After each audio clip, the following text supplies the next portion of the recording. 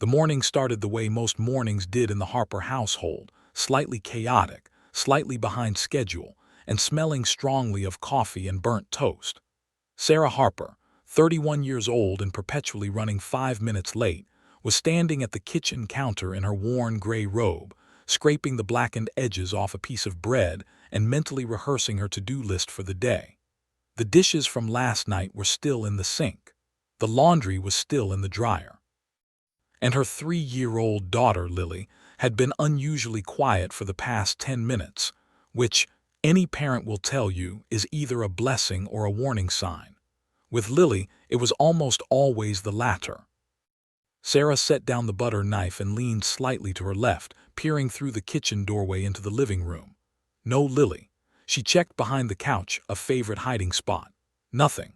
She glanced toward the hallway. Empty.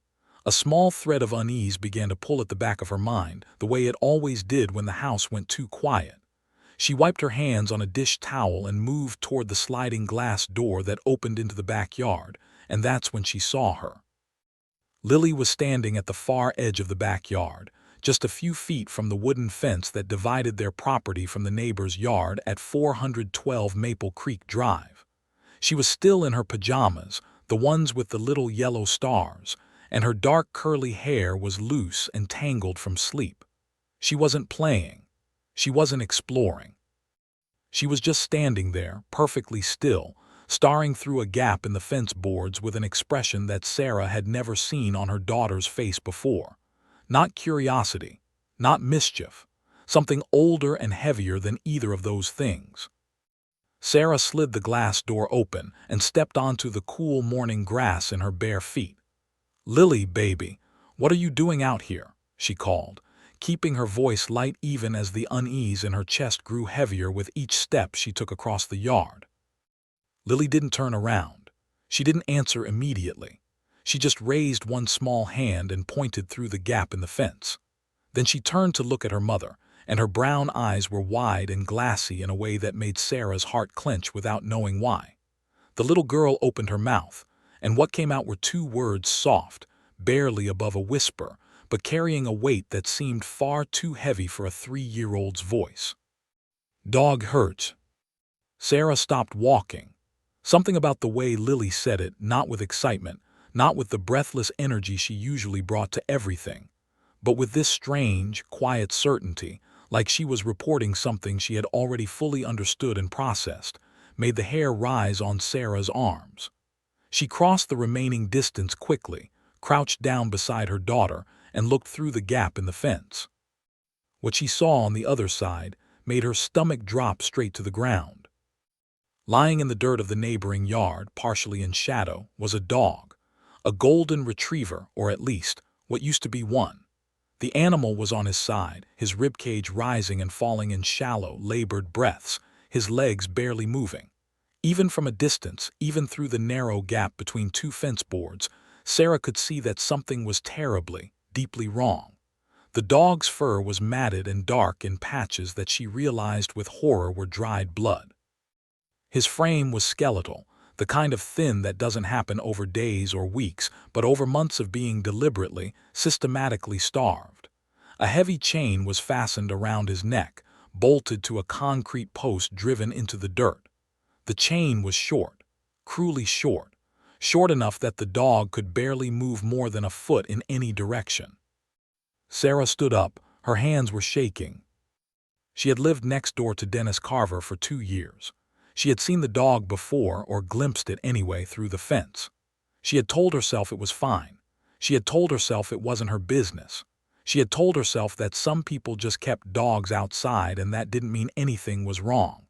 She had done what so many people do, she had noticed, and then she had chosen, quietly and without fully admitting it to herself, not to look too closely. But Lily had looked.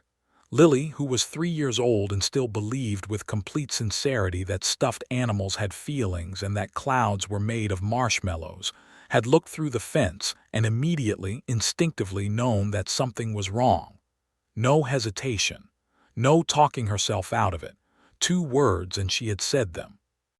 Sarah pulled her daughter gently away from the fence and walked her back inside the house, settling her on the couch with a blanket and the kind of calm, steady voice parents use when they are anything but calm inside. Then she picked up her phone and dialed 911. Her voice cracked twice while she was explaining what she had seen. The dispatcher told her to stay on the line. She did, packing the kitchen floor in her bare feet, glancing every few seconds at Lily, who sat on the couch with her knees pulled to her chest, still wearing that expression that was too old for her face. Animal control arrived within 20 minutes. A police unit followed shortly after. Sarah stood on her front porch and watched them file through the gate of the neighboring property, and she felt something shift in the air, the way it does when something that has been wrong for a long time is finally, irrevocably being made right. She didn't know yet that the dog would be named Justice. She didn't know about the arrest, the trial, the packed courtroom, or the moment that would bring an entire room of adults to tears. She didn't know that her daughter's 2 words would be talked about on news stations across the country, or that people from 47 states would send letters and donations to a shelter in Columbus, Ohio, addressed to a dog they had never met.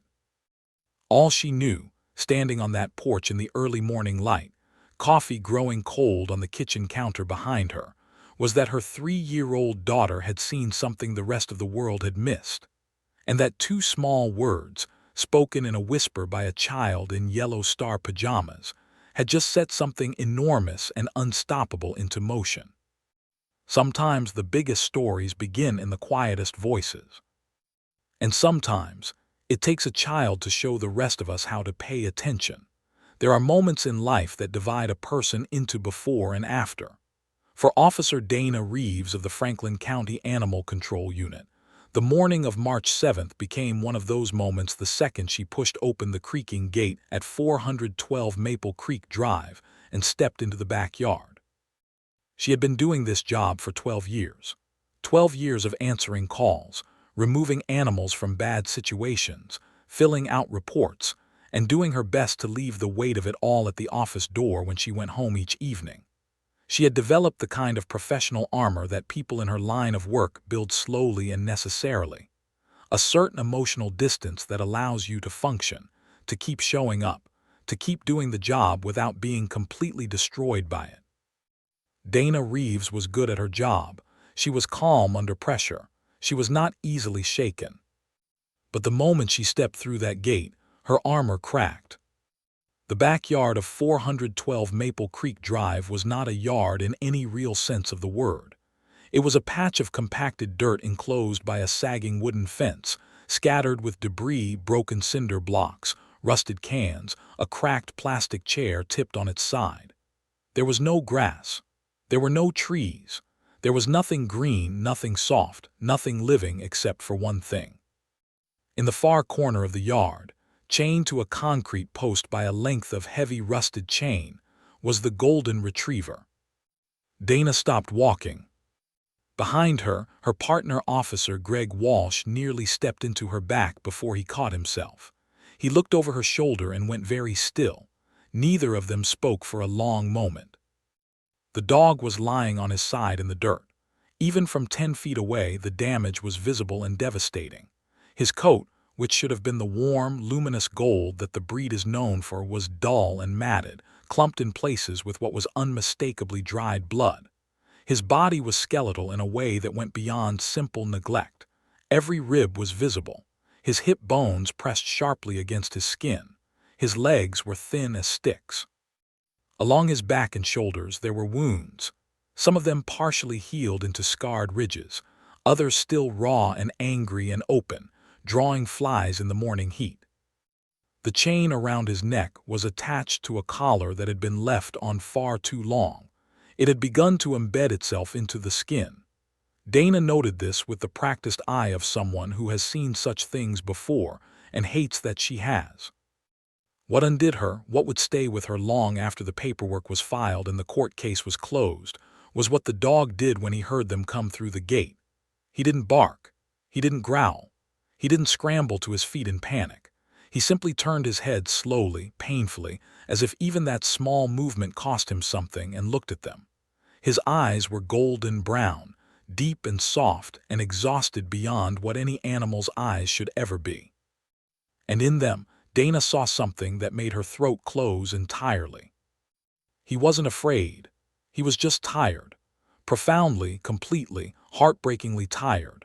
The kind of tired that comes not from one bad day but from an endless string of them, from waiting, day after day, for something to change, for someone to come, and beginning to stop believing that anyone ever would.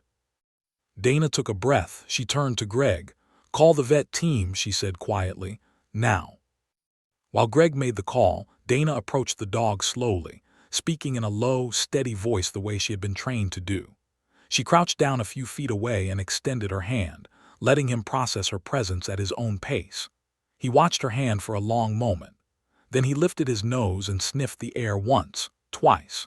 And then, slowly, as if he were making a decision that required enormous courage, he stretched his neck forward and touched his dry nose to her fingers.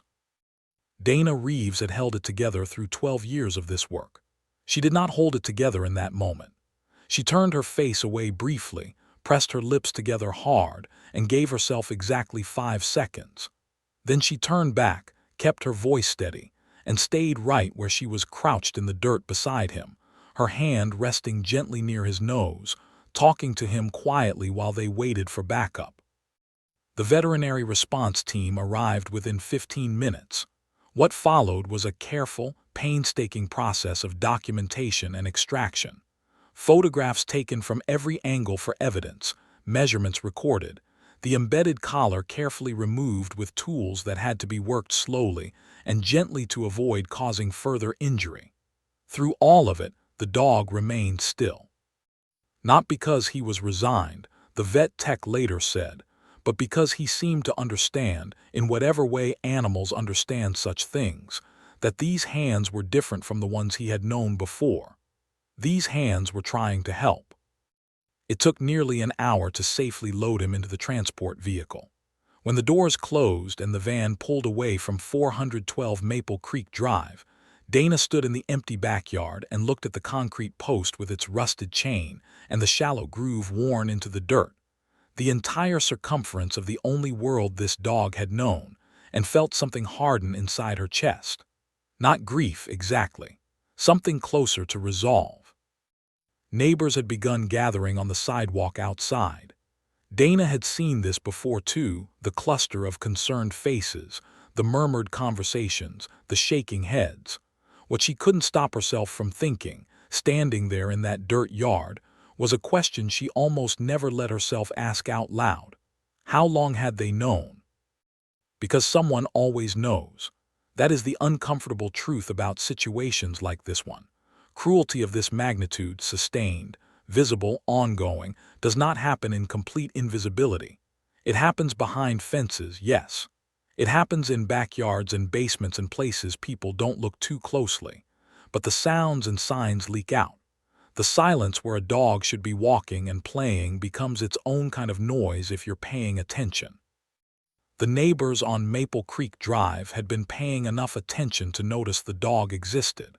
Several of them, it would later emerge during the investigation, had noticed the dog's condition deteriorating over time. And yet it had taken a 3-year-old girl in yellow star pajamas, standing in her backyard on an ordinary Tuesday morning, to be the one who finally said something. Dana thought about that as she climbed back into her vehicle. She thought about Lily Harper and her 2 whispered words. She thought about the dog, already being called Justice by the shelter staff. She had heard over the radio, lying in the back of the transport van, finally moving away from that chain, that post, that worn circle of dirt. She started the engine. She had a report to file, evidence to log, and a case to build. There was work to do, important work, necessary work, the kind that she hoped would end with real consequences for the man who had done this. But first, just for a moment, she allowed herself to feel the full weight of what she had seen behind that fence. She allowed it to matter the way it deserved to matter. Then she pulled out of Maple Creek Drive and drove toward what came next. The Franklin County Animal Shelter sat on the eastern edge of Columbus, a low brick building surrounded by a chain-link fence and a small parking lot that was almost always full. It was not a glamorous place. The floors were perpetually damp from the morning hose downs. The fluorescent lights hummed a little too loudly. The smell, that particular combination of disinfectant and animal and effort, hit you the moment you walked through the front door and stayed in your clothes long after you left. But the people who worked there loved it with the kind of fierce, unglamorous devotion that only people who truly understand what the place represents can feel. It was not just a building. It was the last stop before a second chance.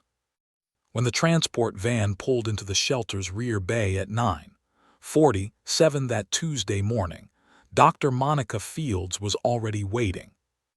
Someone had called ahead. Dana Reeves had radioed a description during transport, and by the time the van doors opened, Dr. Fields had a gurney ready, a triage kit open on the steel table inside, and two of her most experienced vet techs, Jamie Ortiz and Carla Bennett, standing beside her with the particular focused calm of people who have learned to feel everything later, after the work is done. Dr. Monica Fields was 44 years old and had spent 15 of those years working in animal emergency medicine and shelter veterinary care. She was known among her staff for two things: an almost preternatural steadiness under pressure, and a genuine inability to become indifferent to suffering no matter how many years passed or how many cases she handled. Some vets, she knew, eventually built a wall between themselves and the emotional reality of the work. Monica had never managed it. She had tried in her early years and concluded that the wall, while protective, also made her less effective. So she stayed open. She felt things fully, and then she worked. She felt things fully when the gurney was rolled out to the van, and the dog was lifted carefully onto it by Jamie and Carla, whose faces went carefully neutral in that professional way that meant they were feeling quite a lot. She felt things fully when she got her first unobstructed look at him under the shelter's examination lights. And she worked. The next 4 hours were a concentrated, methodical exercise in undoing damage. The embedded collar came off first, a process that required steady hands, surgical scissors, and a patience that Monica extended without question to an animal who had been given none. The wounds were cleaned, assessed, and categorized. 3 of them required stitches. 2 were infected and needed immediate antibiotic intervention. His weight was recorded 41 pounds, for a breed that should have been closer to 75. Blood was drawn. His temperature was taken. His hydration levels were assessed and found to be critically low. An IV line was started.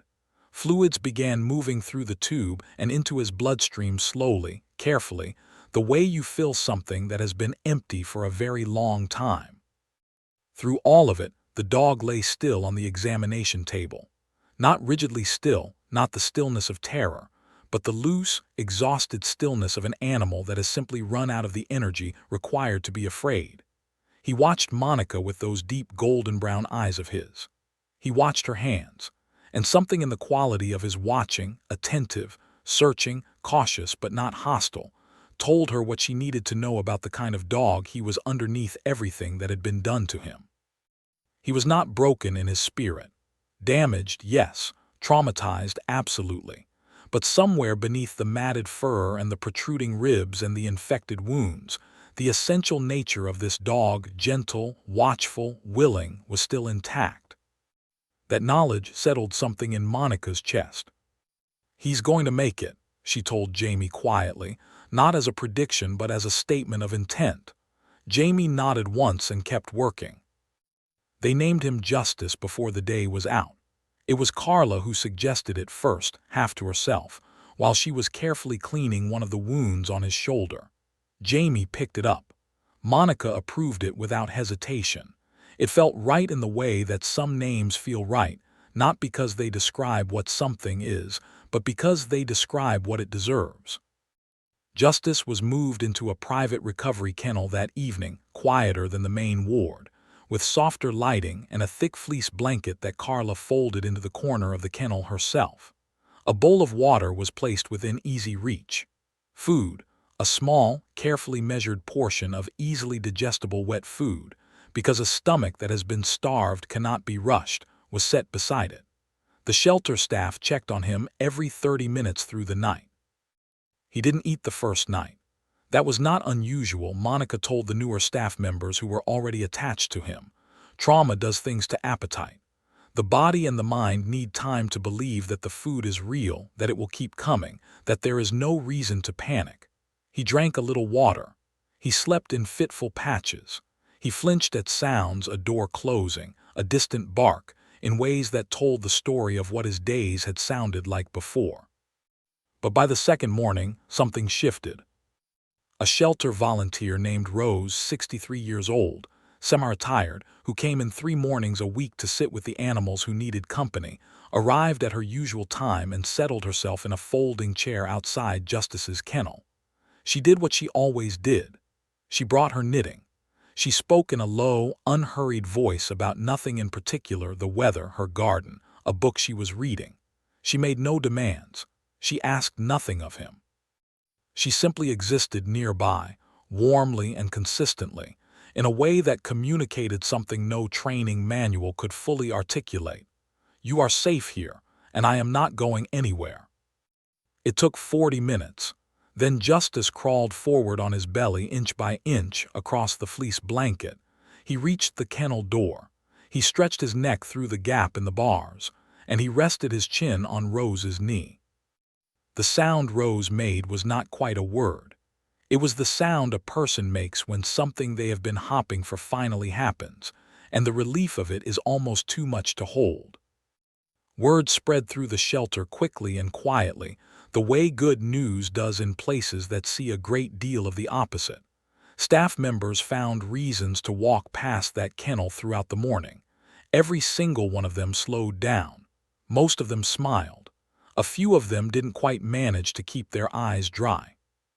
Across the city, in a small house on the other side of Columbus, a 3-year-old girl named Lily Harper was sitting at the kitchen table with a box of crayons and a stack of white paper.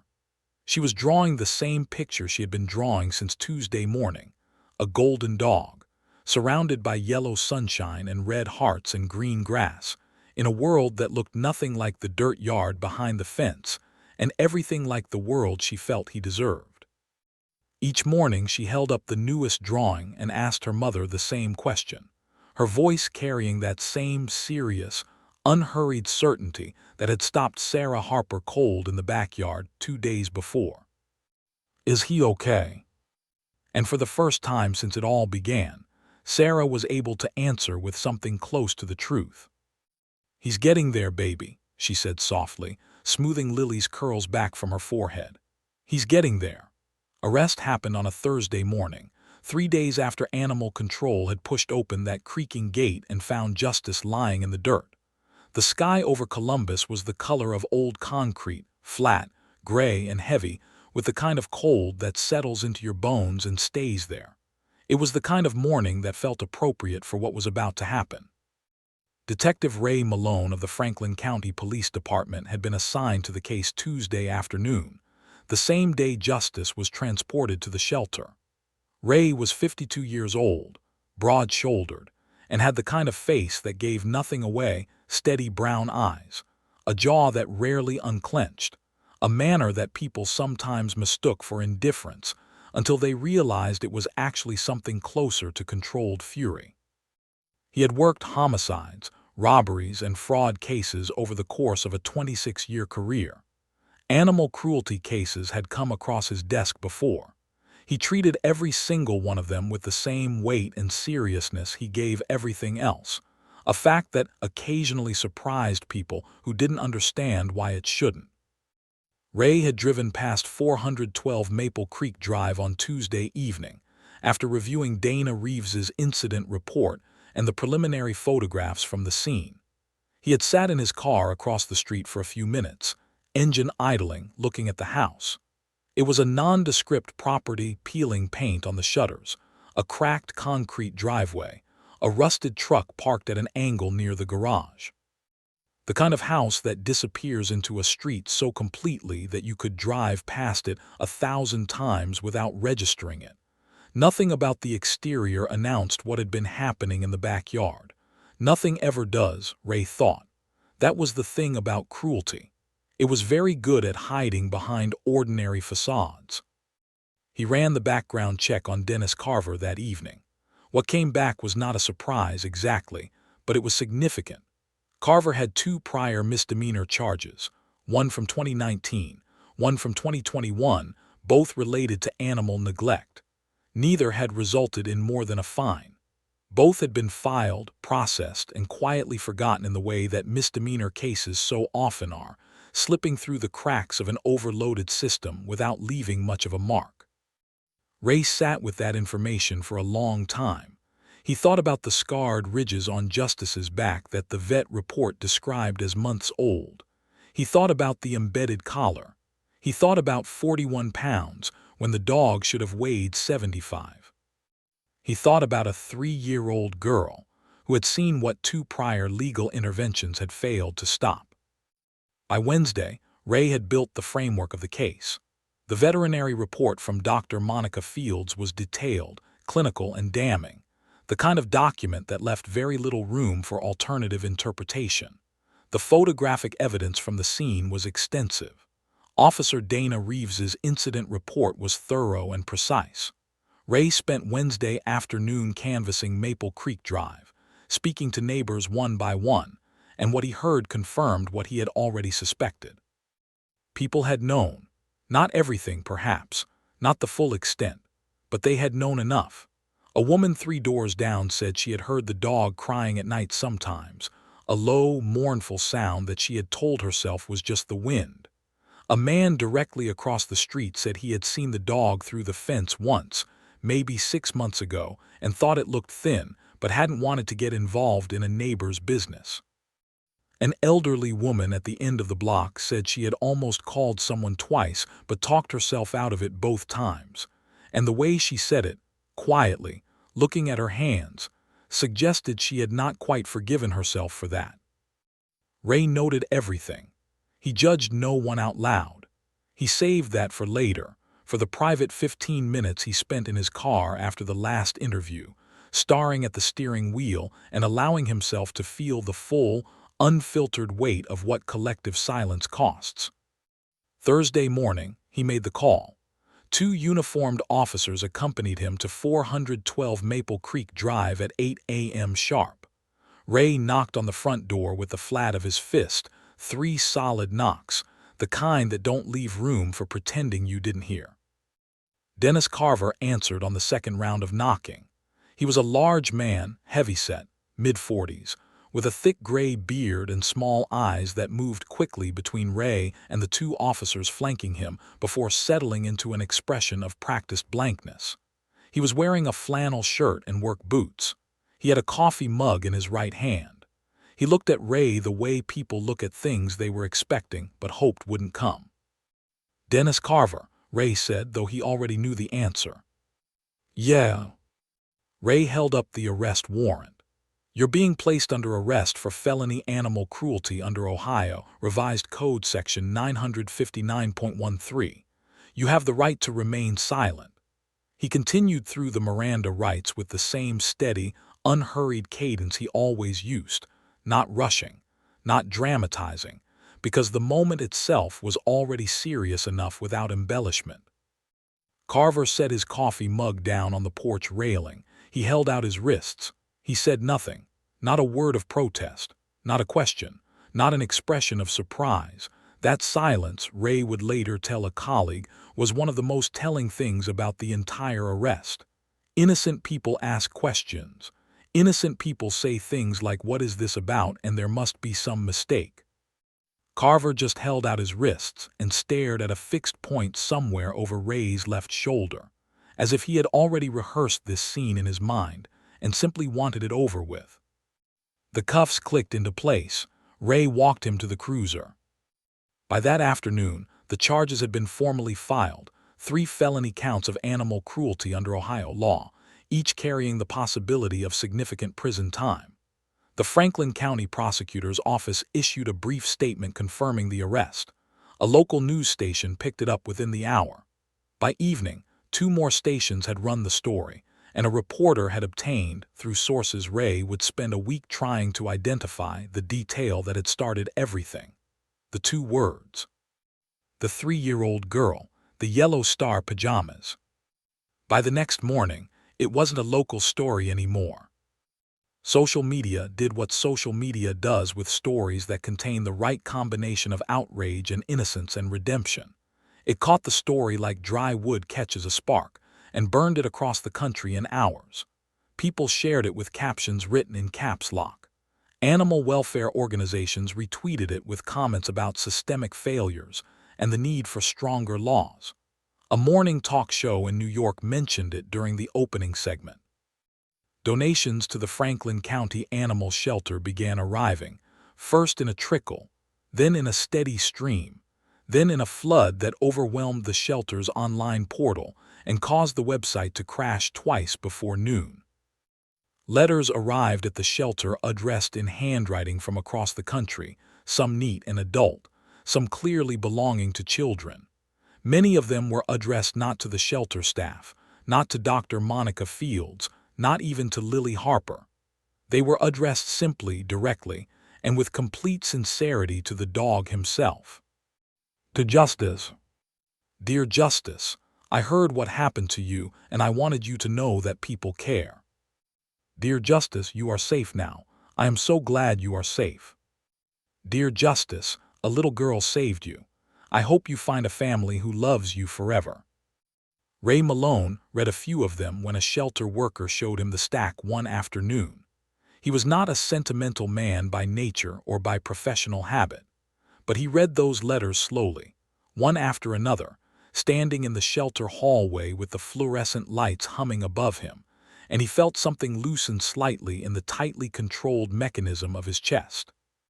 He thought about the long chain, the concrete post, the worn circle of dirt. He thought about 2 prior charges that had amounted to nothing.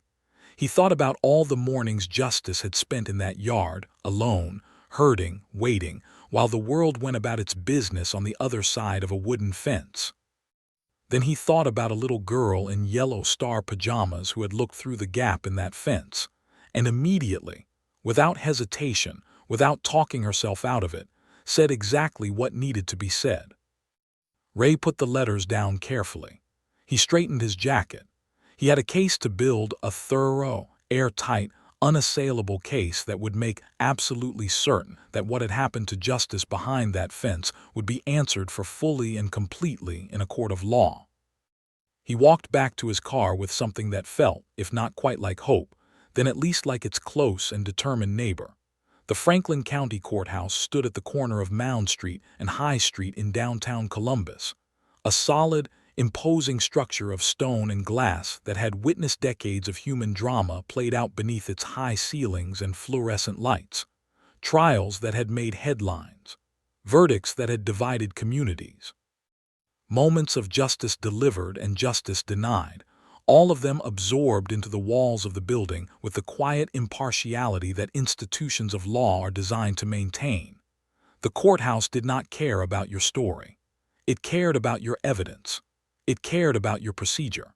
It cared about the precise and careful application of rules that had been written, revised, and argued over for generations. But even courthouses, it turns out, are not entirely immune to the unexpected. Assistant County Prosecutor Linda Vasquez had been assigned to the State of Ohio versus Dennis Carver case the same week the arrest was made. She was 38 years old, sharp-featured, and possessed of the kind of focused intelligence that made her exceptional at her job and occasionally difficult to work with, depending on which side of a negotiation table you were sitting on. She had prosecuted assault cases, fraud cases, and one high-profile domestic violence trial that had earned her a commendation from the county DA's office. Animal cruelty cases were not new territory for her, but this one, from the moment she opened the file and read Dr. Monica Fields' veterinary report, alongside Dana Reeves's incident report and Detective Ray Malone's meticulously assembled evidence package, felt different in a way she couldn't immediately articulate. She spent the first week doing what she always did, building the architecture of the case from the foundation up. The evidence was strong, exceptionally strong, in fact. The veterinary documentation alone, 41 pages of clinical findings, photographic evidence, and expert analysis, was the kind of material that made defense attorneys go quiet in pretrial meetings. The neighbor testimonies that Ray had collected added texture and timeline to the narrative. The prior misdemeanor charges from 2019 and 2021 established a pattern that Linda intended to make very clear to the jury. The photographs from the scene, which Linda made herself look at carefully and completely, because she believed it was important not to look away from the things you were asking a jury to confront, were the kind of images that settled into a person's memory and stayed there. The case, on paper, was solid. Linda had prosecuted cases with far thinner foundations and won. She was not worried about the evidence. What occupied her thoughts, as the weeks moved toward the trial date, was something else entirely. Something that had been brought to her attention by an unexpected source. Not her paralegal, not Detective Malone, not the shelter's legal liaison, but the Harper family's personal attorney, a soft-spoken man named Gerald Owens who had called her office on a Wednesday afternoon and asked if he could come in for a conversation. Gerald Owens was not a criminal attorney. He handled wills and property disputes and the occasional small business contract. He was 60 years old and had the gentle, slightly rumpled manner of a man who had never been particularly interested in drama. But he had been the Harper family's attorney for 11 years, and when Sarah Harper had called him, not for legal advice exactly, but because she needed someone sensible to talk to about an idea that had come to her in the middle of the night, Gerald had listened carefully, thought it over, and then picked up the phone to call Linda Vasquez. The idea was this: Justice, now several months into his recovery, certified as an emotional support animal by Dr. Monica Fields, transformed almost beyond recognition from the broken creature who had arrived at the shelter on a gurney, should be present in the courtroom during the trial. Linda sat with this for a long moment after Gerald finished explaining. "That's not standard procedure," she said. "No," Gerald agreed pleasantly, "it isn't. There would need to be a motion filed. The defense would almost certainly object. The judge would need to rule on it." "Yes," Gerald said, "I'm aware of that. And you understand that even if the motion is approved, the presence of the dog could be challenged as prejudicial, that the defense could argue it's designed to influence the jury emotionally rather than present factual evidence." "I do," Gerald said. He paused. "But I think you and I both know that what happened to that dog is the evidence. And I think there's an argument to be made that his presence, his recovery, his survival, his current condition in contrast to what the photographs show, is itself a form of testimony." Linda looked at the file open on her desk. She looked at the photographs. She thought about the 41 pages of veterinary documentation. She thought about the worn circle of dirt and the rusted chain and the 2 prior charges that had amounted to nothing. She thought about a 3-year-old girl and 2 words. "Let me think about it," she said. She thought about it for 4 days. She consulted with 2 colleagues and a legal scholar at Ohio State who specialized in animal law. She researched precedents.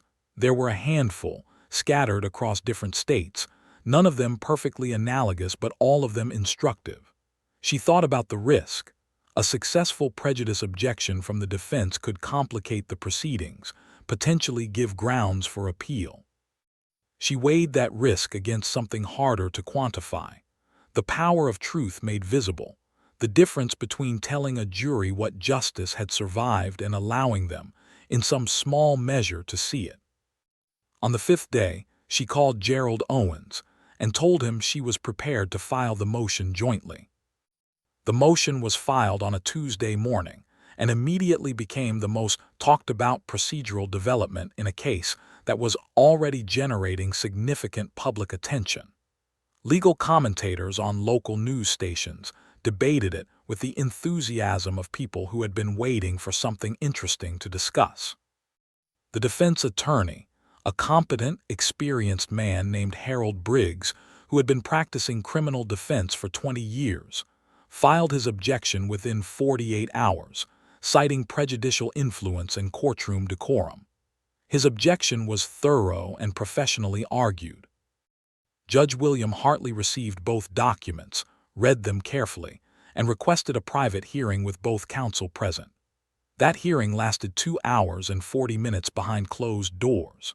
Linda came out of it with her expression giving nothing away, which Gerald Owens, waiting in the hallway, had learned over 11 years of professional acquaintance meant she was either very confident or very focused. And in Linda Vasquez's case, those two things were usually the same. Judge Hartley deliberated for 2 full days before issuing his written ruling.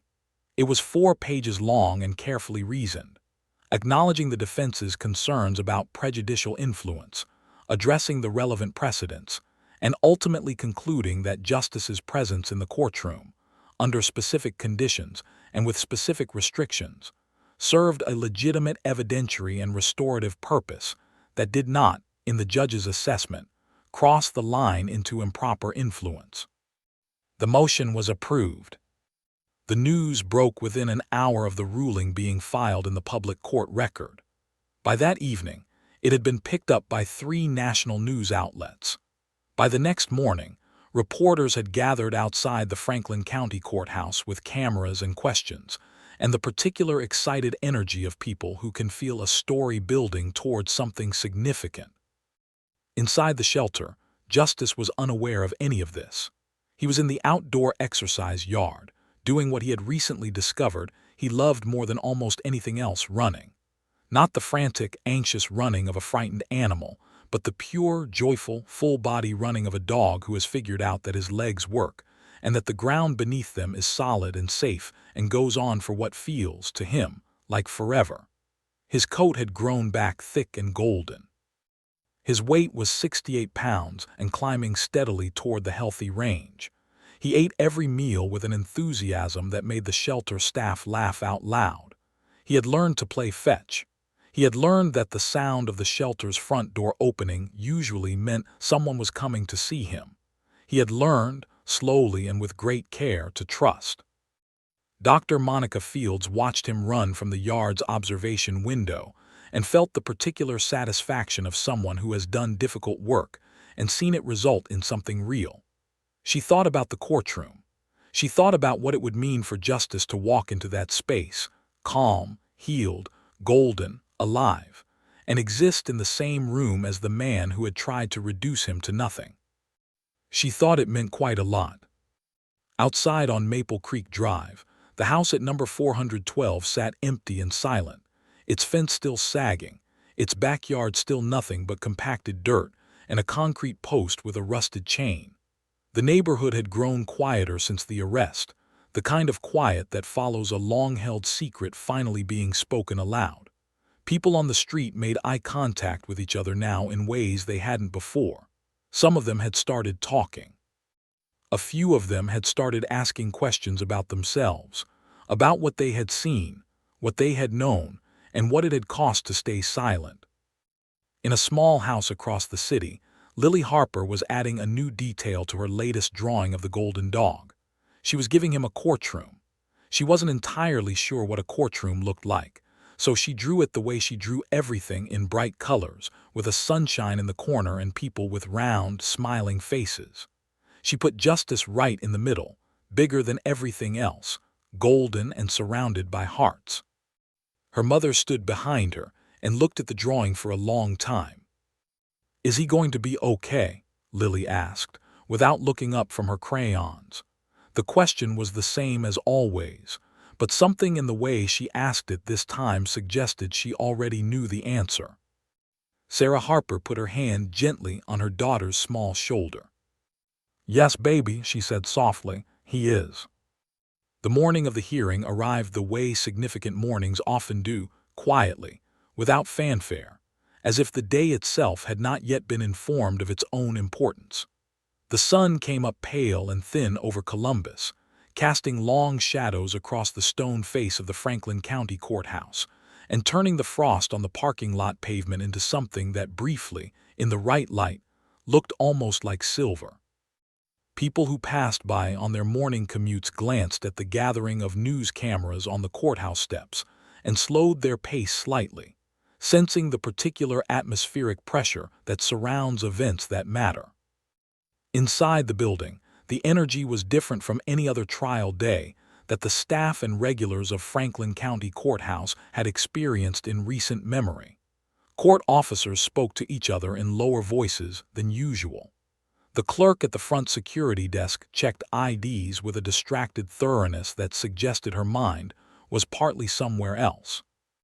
The gallery filled earlier than expected, every seat taken by 8:45, a full 30 minutes before proceedings were scheduled to begin. With a mixture of press, animal welfare advocates, legal observers, and members of the public who had followed the case from the beginning and felt, in the way that people sometimes feel about stories that have touched something real in them, that they needed to be present for how it ended. Dennis Carver was brought in through the side entrance at 8:55, flanked by two officers and his defense attorney Harold Briggs. He wore a dark blue suit that looked recently purchased and slightly too large across the shoulders. His expression was the same one he had worn on the morning of his arrest, carefully, deliberately blank, the face of a man who had decided that showing nothing was safer than showing anything. He took his seat at the defense table without looking at the gallery. Harold Briggs set a leather folder on the table, opened it, and began reviewing his notes with the practiced composure of a man who had sat at defense tables many times before and understood that composure was itself a form of strategy. Linda Vasquez was already seated at the prosecution table when Carver entered. She didn't look up. She had been there since 8:15, reviewing her notes for the final time, not because she needed to, but because the ritual of preparation steadied her in ways she had long ago stopped questioning. Her paralegal, a young woman named Tess, sat beside her with a tablet and a quietly terrified expression that Linda found, privately, rather endearing. The gallery murmured, the air shifted. And then the side door opened. Justice walked in. He entered the courtroom the way he did most things now, with a calm, unhurried dignity that seemed almost impossible given where he had come from and what had been done to him. He wore a bright blue emotional support vest that sat neatly against his thick golden coat. His head was up. His tail moved in the slow, steady sweep that the shelter staff had come to recognize as his default state, not the frantic wagging of an overexcited dog, but something quieter and more considered, like a metronome set to the rhythm of a life that had finally found its footing. Dr. Monica Fields held his leash, walking beside him with the careful attention of someone who knows the weight of what they are carrying. The murmur in the gallery did not grow louder. It did the opposite. It dissolved. The courtroom went quiet in the particular way that rooms go quiet when something enters them that commands a response deeper than words. People leaned forward. Hands that had been resting on armrests moved to cover mouths. A woman in the third row pressed her fingers to her lips and closed her eyes briefly. A man near the back straightened in his seat and looked at the dog with an expression that moved through several emotions too quickly to name individually. At the defense table, Harold Briggs continued looking at his notes. Dennis Carver stared at the surface of the table in front of him. Justice was guided to a designated area beside the prosecution table, a space that had been prepared with a non-slip mat and a bowl of water, both details that Monica had insisted upon and that the court had approved as part of the conditions of the motion. He settled onto the mat with a quiet exhale, tucked his front paws neatly beneath his chest, and surveyed the room with those deep golden-brown eyes that had once looked up at Dana Reeves from a dirt floor with the exhausted patience of an animal that had stopped expecting rescue. He did not look like that animal now. Sarah Harper was seated in the gallery with Lily beside her, 4 rows back from the front. She had deliberated for weeks about whether to bring her daughter. She had gone back and forth, consulted with Gerald Owens, spoken to a child psychologist, laying awake at night weighing the question from every angle she could find. In the end, it had been Lily herself who had settled it. When Sarah, attempting to explain in gentle and age-appropriate terms what was happening and why she wasn't sure Lily should come, had mentioned that justice would be there, Lily had looked at her mother with those serious brown eyes and said simply, with the unassailable logic of a 4-year-old, "He needs to see me too." Sarah had called Gerald Owens the next morning and confirmed that Lily would be attending. Lily sat beside her mother now in a yellow dress, her choice, insisted upon with the particular iron will that 4-year-olds bring to questions of personal style, with her dark curls pulled back in 2 neat puffs and her small hands folded in her lap. She had been quiet since they arrived, taking in the high ceilings and the wooden benches and the serious faces of the people around her with the wide, absorbing attention that children bring to unfamiliar environments. She had not yet seen justice. The proceedings began. Judge William Hartley entered from the chamber door, robe straight, expression composed, and took his seat at the bench with the unhurried authority of a man who had presided over this room for 19 years and understood exactly what it required of him. The court officer called the room to order. The formalities of the opening moved forward, appearances stated for the record, procedural matters addressed, the jury confirmed in their seats. Linda Vasquez rose to deliver the prosecution's opening statement. She spoke for 22 minutes. She did not raise her voice.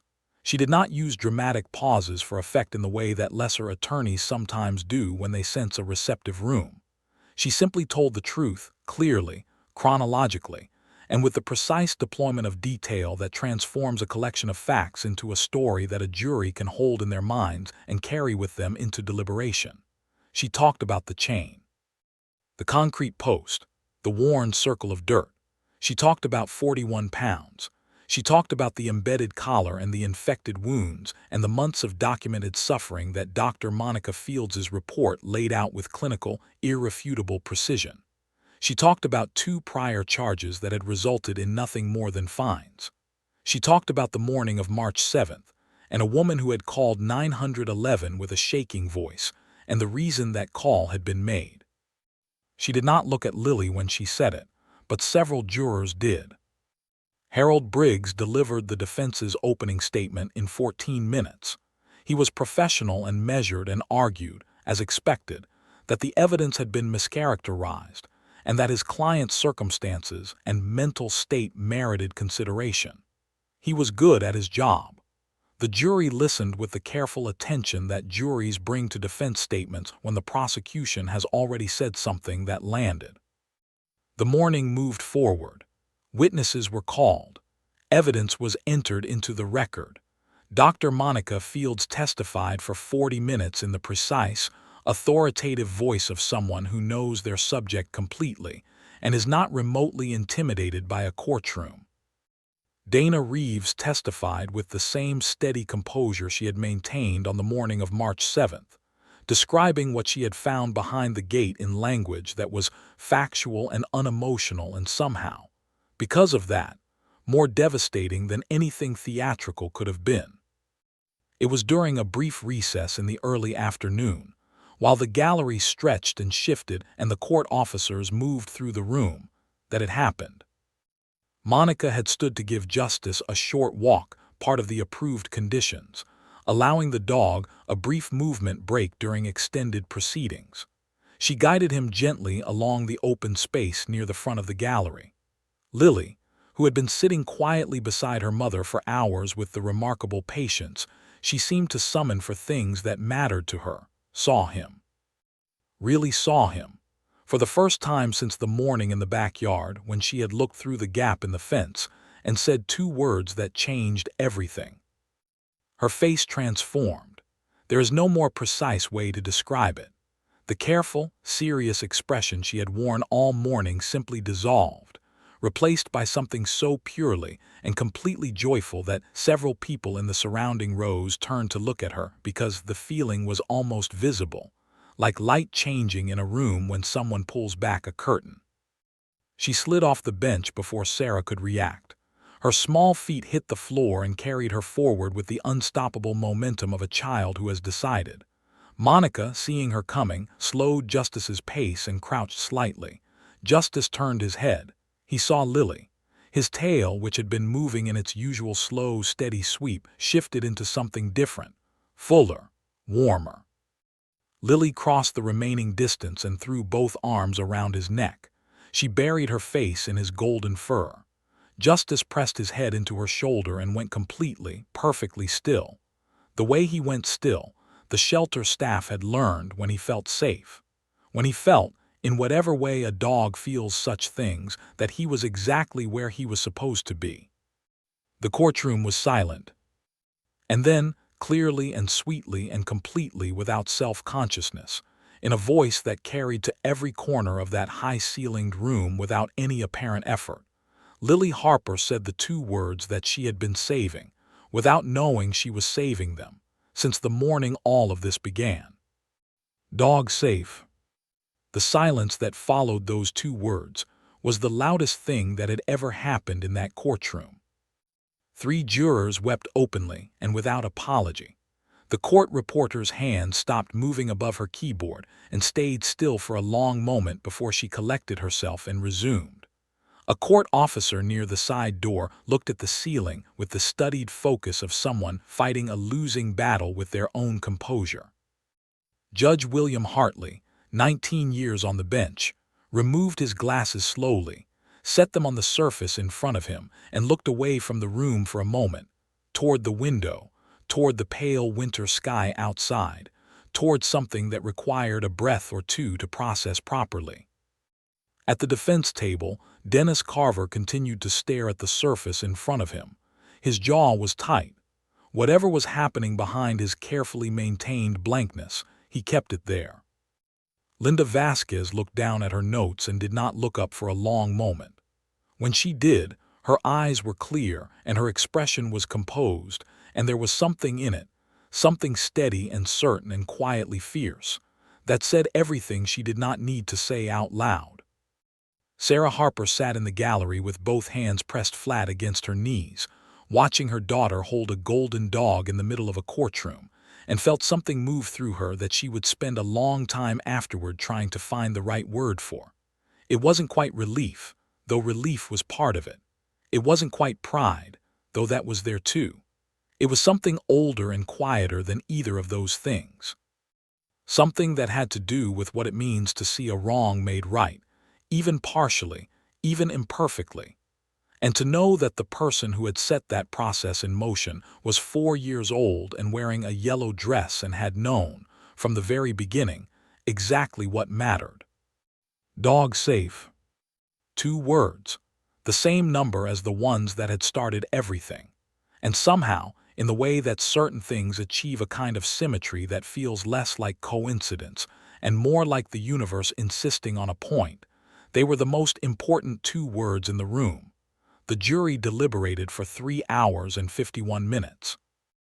Linda Vasquez knew this because she watched every minute of it from a wooden bench in the hallway outside the courtroom, her leather case file open on her lap and her coffee growing cold in the paper cup beside her, a detail she noticed and ignored approximately every 12 minutes. She had been through enough verdicts to know that the waiting was its own particular kind of endurance test.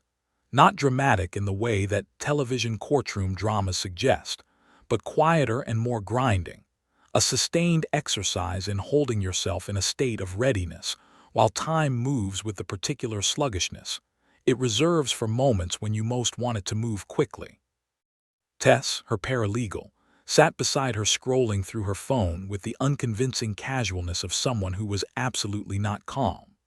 Detective Ray Malone sat across the hallway in a chair against the opposite wall, forearms resting on his knees, looking at the middle distance with the focused stillness of a man who had learned long ago that there was nothing useful to do in a courthouse hallway except wait and think and try not to borrow trouble from a future that hadn't arrived yet. Gerald Owens had taken Sarah and Lily Harper to a small cafe 2 blocks from the courthouse after the morning session concluded. He had texted Linda at intervals, measured, unobtrusive texts that said things like "How are you holding up?" and "Lily just ate an entire grilled cheese," and seems completely untroubled by any of this, which Linda had read and found, to her mild surprise, genuinely comforting. Dr. Monica Fields had returned to the shelter with Justice after the lunch recess, following the conditions set by Judge Hartley's motion approval. She had her own waiting to do, back in the familiar smell of disinfectant and animal and effort, surrounded by the sounds of her work, which was where she had always done her best thinking. She sat in her office with a cup of tea and Justice's leash looped over the arm of her chair, and she thought about the 3 hours and 51 minutes the same way she thought about the hardest moments in the operating room, with the deliberate, practiced patience of someone who has learned that the outcome is already determined, and that anxiety about it changes nothing, helps no one, and costs you energy you will need for what comes next. Justice lay at her feet and slept. The knock on the deliberation room door came at 4:17 in the afternoon. The court officer's radio crackled. Linda Vasquez stood up from the hallway bench so quickly that her case files slid off her lap and scattered 3 pages across the floor. She picked them up with hands that were steadier than she felt and walked back into the courtroom. The gallery, which had thinned during the deliberation period, refilled with a speed that suggested people had been waiting nearby, close enough to return quickly when word got out that the jury was back. Sarah Harper came through the main doors with Lily on her hip. The little girl had fallen asleep in the cafe and woken up with the rosy-cheeked, slightly disoriented expression of a child emerging from a nap, looking around the courtroom with wide eyes that took in the assembled people and the high ceilings and the returning energy of the room with an equanimity that made several people near her smile despite everything. Dennis Carver was brought back to the defense table. He looked the same as he had all day, the carefully maintained blankness, the slight forward set of his shoulders, the eyes that moved slowly and revealed nothing. Harold Briggs sat beside him, his leather folder closed in front of him now, his hands flat on the table. Whatever he was feeling, he contained it professionally. Judge Hartley entered. The room rose.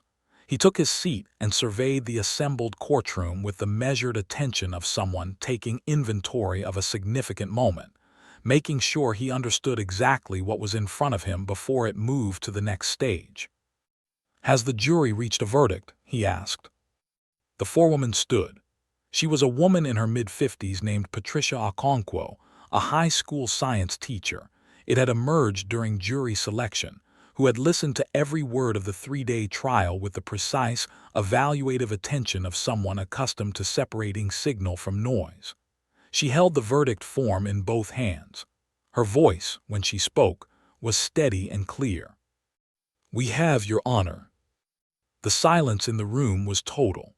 The kind of silence that isn't an absence of sound so much as a collective holding of breath, the whole room contracting slightly, leaning almost imperceptibly forward, every person present running the same private calculation of hope and dread. Patricia Okonkwo read the verdict. Guilty on the first count of felony animal cruelty. Guilty on the second count. Guilty on the third count. Each word landed in the room like something physical, like weight being set down after a long carry. Linda Vasquez sat perfectly still at the prosecution table, her hands folded in front of her, and let the words settle into the space around her before allowing herself to exhale. Ray Malone, seated in the first row of the gallery, looked at the ceiling briefly and pressed his lips together hard. 2 animal welfare advocates in the middle rows gripped each other's hands. A woman near the back pressed a tissue to her eyes without making a sound. At the defense table, Dennis Carver absorbed the 3 guilty verdicts with the same studied blankness he had brought to everything else. He did not flinch.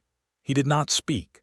Harold Briggs placed a hand briefly on his client's forearm, the professional gesture of an attorney doing his job fully and without illusion about its outcome, and then straightened in his seat and looked forward. Sarah Harper, seated in the gallery, covered her face with both hands. Her shoulders moved once sharply, And then she composed herself with the visible effort of someone who has been holding a great deal for a long time and is only now allowing a small, controlled amount of it to release. Lily, sitting beside her, watched her mother with a focused, serious expression, and then reached out and patted her mother's arm with one small hand.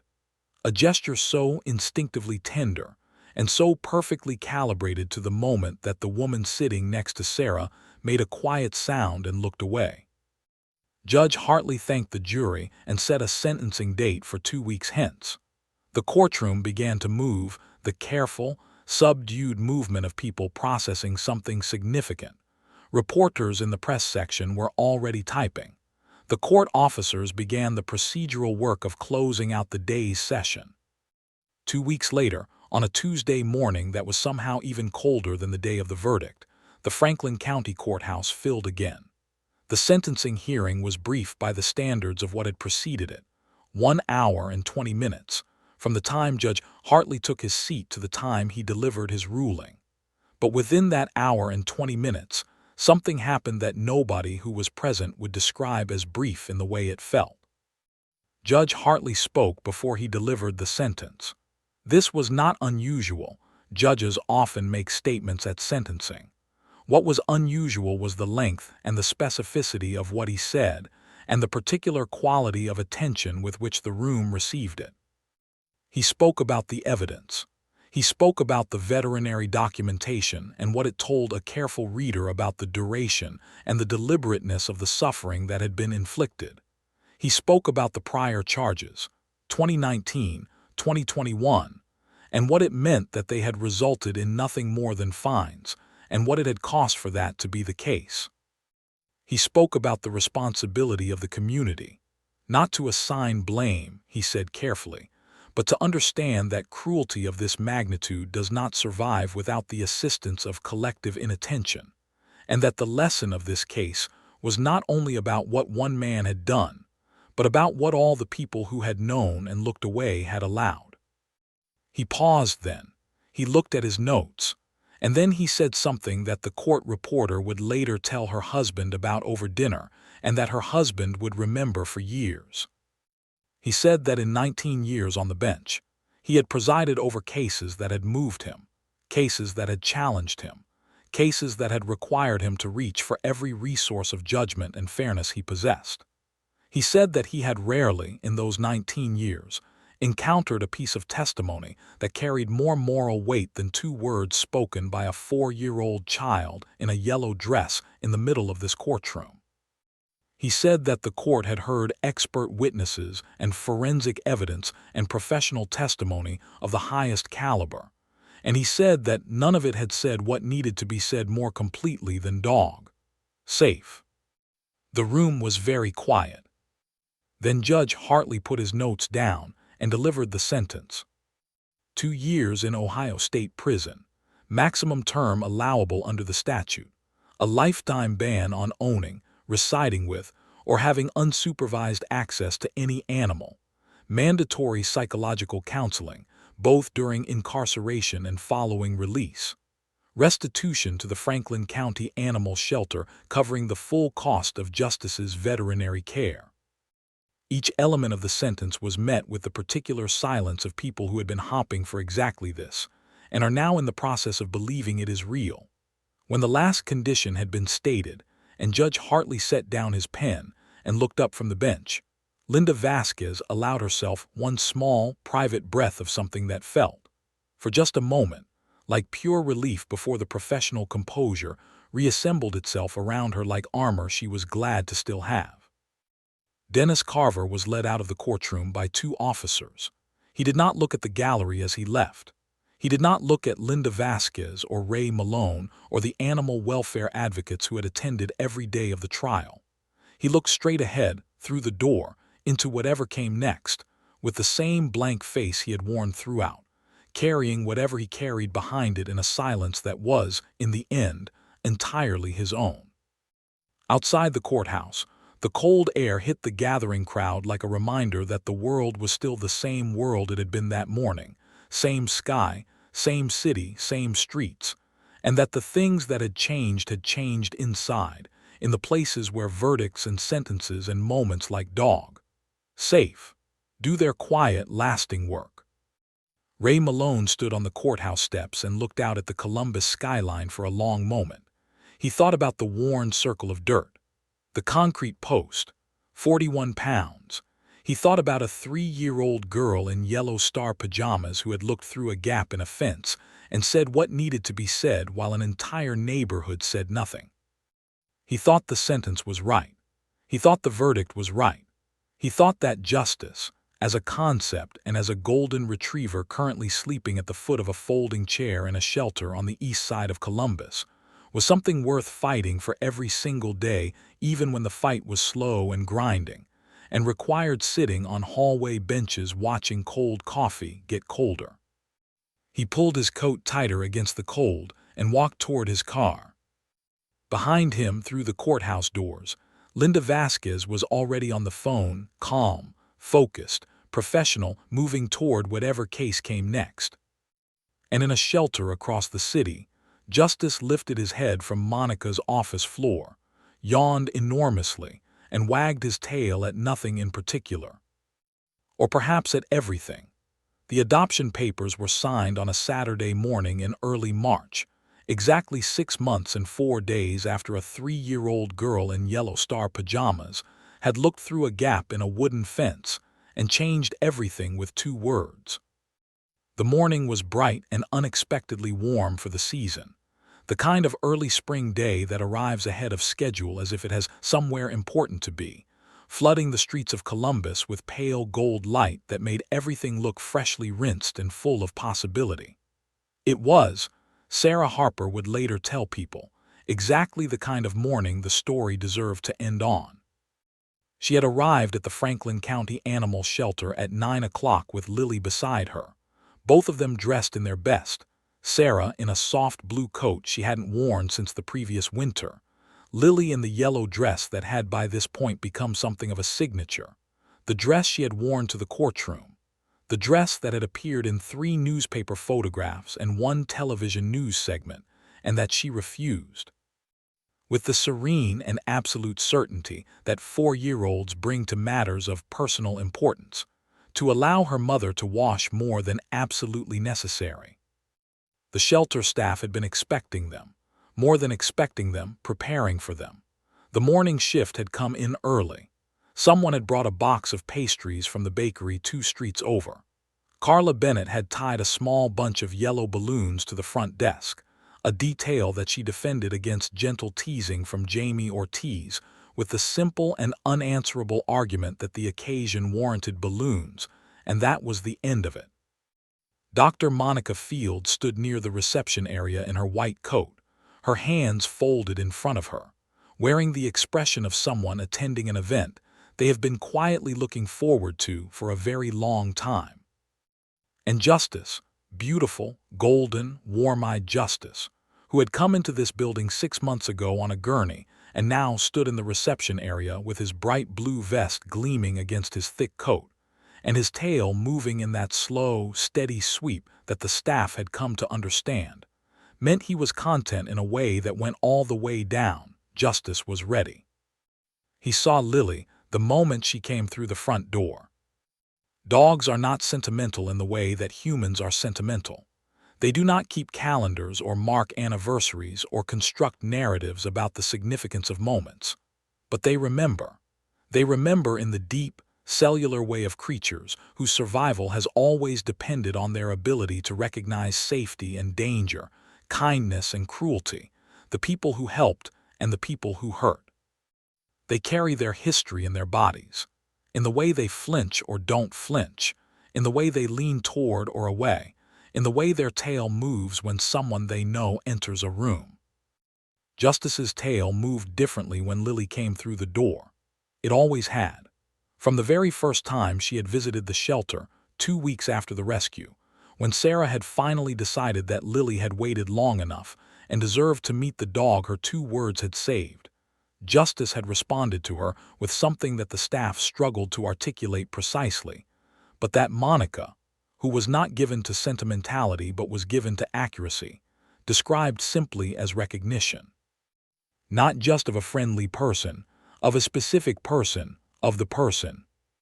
Now he crossed the reception area toward her with a dignity and a purpose that made several of the assembled shelter staff exchange glances and press their lips together against smiles that came anyway.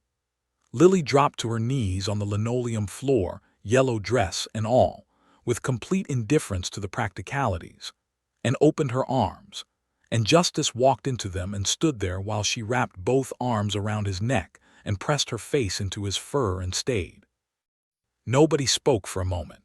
The room simply held that image, the golden dog and the small girl in yellow, the two of them together in the bright morning light coming through the shelter's front windows, and let it be what it was.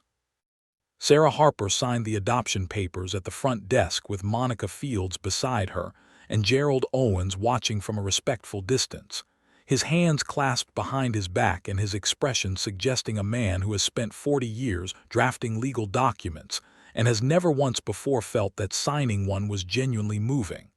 The pen moved across the signature lines. The date was recorded. The file was stamped. And Justice, formally and legally, and in every way that the state of Ohio recognized, became a Harper. The drive home was 23 minutes. Lily sat in the back seat beside Justice, who had been introduced to the concept of car travel over several practice sessions in the shelter parking lot, and had concluded, after initial uncertainty, that it was acceptable with one hand resting on his back the entire way, not gripping, not restraining, just resting there. A point of contact. A quiet reassurance offered in both directions simultaneously. Sarah drove and watched them in the rearview mirror and did not trust herself to say anything, so she said nothing. And the silence was the most comfortable silence she had sat inside in longer than she could remember. They turned onto their street, the same neighborhood where a wooden fence still stood at the edge of their property, where a concrete post still marked the corner of a dirt yard that was now empty and silent, and belonged to no one in particular, while Dennis Carver's property moved through the slow machinery of legal proceedings that would eventually result in its sale. Sarah had thought about the fence many times in the months since the arrest. She had thought about whether it would be strange to live beside that empty yard, to see that fence every day and know what it had held and what it had cost. She had concluded that it would not be strange. She had concluded that it would be a reminder, not a painful one, but a necessary one. The kind of reminder that keeps you paying attention. The kind that makes you look twice at the things you might otherwise be tempted to look away from. She had decided she was glad to have it there. Justice stepped out of the car and stood in the driveway with his nose lifted, reading the air of his new neighborhood with the focused attention of someone consulting a document that contains a great deal of important information. He turned his head slowly, toward the street, toward the yard, toward the house, toward the fence line. His tail moved steadily. His ears were relaxed. He looked, Sarah thought, like a person standing in a new place and deciding, quietly and without drama, that it will do. That it will more than do. Lily took the red leash, bright red, chosen by Lily from the shelter's accessory display with the same decisive certainty she brought to the yellow dress, and led Justice through the front door. He crossed the threshold. He paused just inside, taking in the smell of the house, the quality of the light, the particular arrangement of sounds and textures that would from this day forward mean home.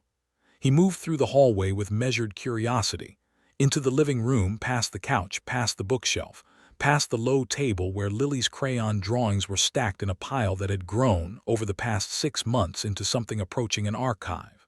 He found the kitchen. He found the back hallway. He found the door to Lily's room, which was open, and he looked inside for a long moment at the small bed with its yellow quilt, and the drawings pinned to the walls, drawing after drawing after drawing of a golden dog surrounded by sunshine and hearts and green grass. And something in his posture shifted almost imperceptibly, like a breath released. He found the patch of sunlight. It lay across the living room carpet near the window that faced the front yard, a warm, bright rectangle of morning sun that moved slowly across the floor as the day progressed, and had been, until this morning, simply a feature of the room that no one in the Harper household had thought to specifically value. Justice crossed to it with the quiet certainty of an animal following an instinct that is older and deeper than thought. He turned in 2 slow circles. He lowered himself into the warmth. He arranged his legs, settled his chin, closed his eyes. He exhaled. Lily sat beside him immediately, the way she always did, not on top of him, not crowding him, but close. Her small back against the couch, her legs stretched out on the warm carpet, one hand resting lightly on his flank, rising and falling with his breathing. Sarah stood in the doorway between the kitchen and the living room and looked at them, the golden dog and the small girl in yellow, both of them bathed in the same patch of morning sunlight, both of them still in the particular way of creatures who are exactly where they are supposed to be, and felt something move through her that she had been working toward for 6 months without fully knowing it. Not relief, though relief was woven through it. Not pride, though that was there too. Not even happiness exactly, though happiness was certainly present. It was something quieter and more fundamental than any of those words. Something that had to do with the way the world occasionally, imperfectly, against significant odds, manages to correct itself. The way that cruelty, so often patient and persistent and good at outlasting the people who oppose it, sometimes meets its match in the most unlikely of places. In a gap between 2 fence boards. In the voice of a child who has not yet learned to look away. In 2 words that weigh almost nothing and carry everything. Across the city, the Franklin County Animal Shelter opened its doors for another day. Dana Reeves answered another call. Ray Malone worked another case. Monica Fields treated another animal who needed more than medicine, who needed someone to stay, to speak quietly, to extend a hand and wait. The work went on, the way necessary work always does, imperfect, underfunded, exhausting, and absolutely essential. And on Maple Creek Drive, in a living room filled with morning light and crayon drawings and the particular piece of a story that had found its right ending, a golden dog named Justice slept at the foot of a small girl's side. His breathing slow and even, his body warm, his dreams, whatever they were, wherever they went, his own. 6 months ago, he had been lying in the dirt at the end of a chain, looking up at the world through eyes that had almost stopped hopping. Now he was home. It had taken a child to see him. It had taken 2 words to start the chain of events that led here, to this carpet, this sunlight, this small warm hand resting on his flank, to a red leash hung on a hook by the front door, to a food bowl with his name on it, already waiting in the kitchen, to a family that had chosen him the same way he had chosen them, completely and without reservation, and with the full understanding that some things, once broken, do not simply heal. They become something stronger than they were before. Justice opened one eye. He looked at Lily. She was already looking at him, those serious brown eyes steady and warm and certain, the way they had been from the very beginning, from the moment she had pressed her small face to the gap in the fence and seen what everyone else had missed. He closed his eye again. Outside, the spring morning continued its quiet, unhurried work, warming the pavement, lifting the last of the frost, turning the world inch by inch towards something that looked remarkably, stubbornly like hope. The end.